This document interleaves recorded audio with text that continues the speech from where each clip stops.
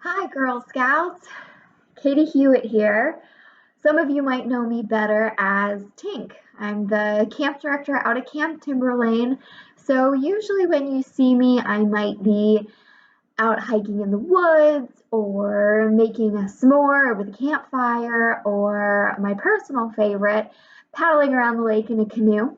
But this week, you will see me in your computer screen or your tablet or electronic device of choice, because I am coming to you with some digital content specifically for our Daisy Girl Scouts, our girls in kindergarten and first grade.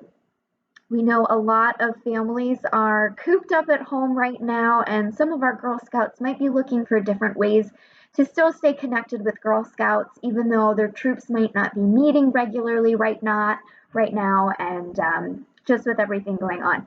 So I've created a little program that you can do from the comfort of your home that is all based around the Daisy journey. 3 cheers for animals.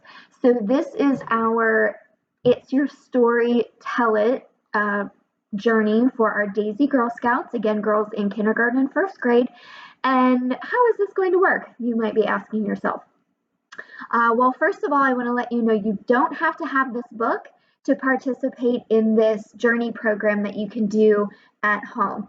If you have the book, great. If you don't, that's okay too, because like I mentioned, I am going to be making some videos, and these videos are essentially going to be me reading the stories in this book. There are 6 stories that I'm going to read, so there will be 6 videos.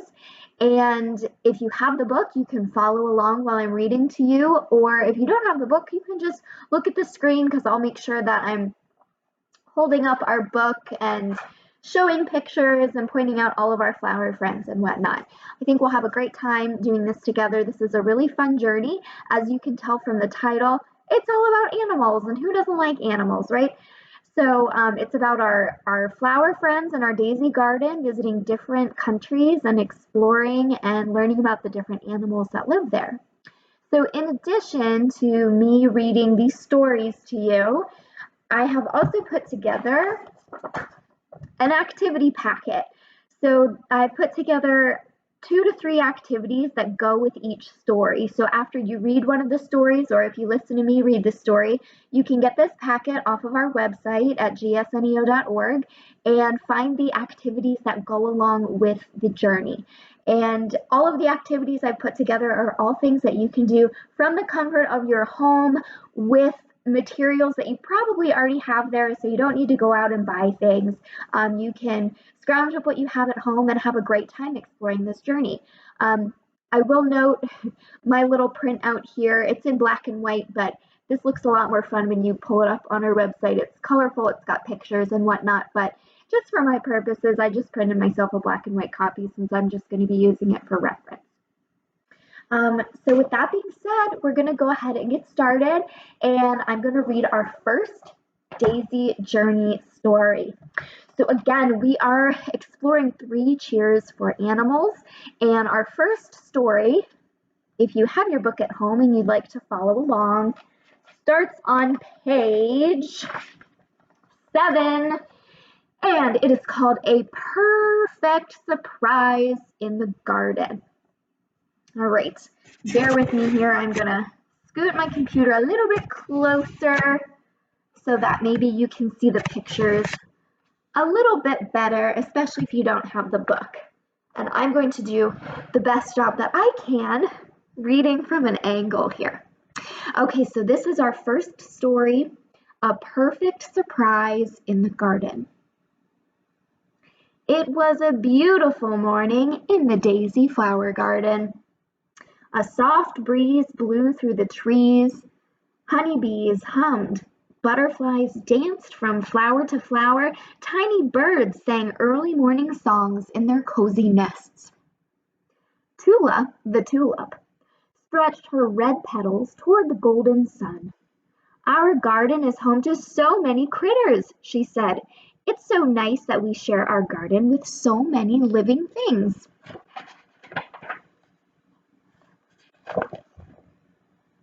Yes, agreed Mary the Marigold. Birds, squirrels, and chipmunks are busy in the trees, and wiggling worms live in our soil. From top to bottom, our garden is a wonderful place. Vi the violet started to giggle.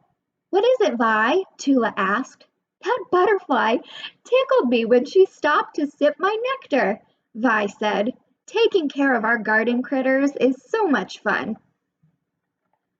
Just then, the flower friends heard a strange sound.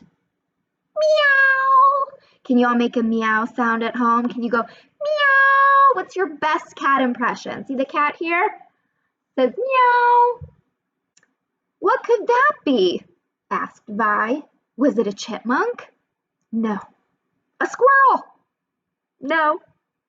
Look, said Tula. It's a sweet little cat. Vi peeked at the cat. It was little, but Vi wasn't so sure it was sweet. It was loud. I like to be very careful when there's a new critter around, Vi said. Tula looked closer at the cat. I think she's trying to tell us something. Maybe she's thirsty. I've seen many cats on my travels, said Mary.